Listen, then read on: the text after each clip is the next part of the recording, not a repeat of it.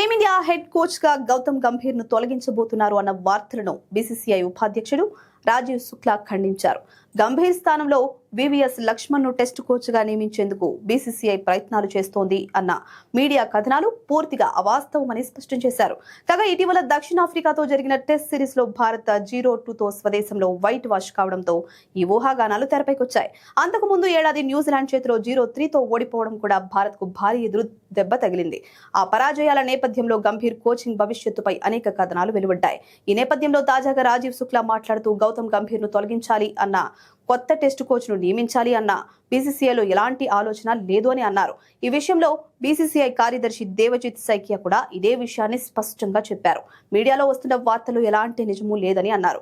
Test జట్టు coaching వ్యవస్థలో మార్పులు చేయాలని బీసీసీఐ ఎలాంటి నిర్ణయం తీసుకోలేదని పేర్కొన్నారు. అయితే టెస్టుల కంటే ప్రస్తుతం భారత జట్టుకు కీలకమైన సవాల్ టీ20 ప్రపంచ కప్ అని బీసీసీఐ వర్గాలు పేర్కొంటున్నాయి.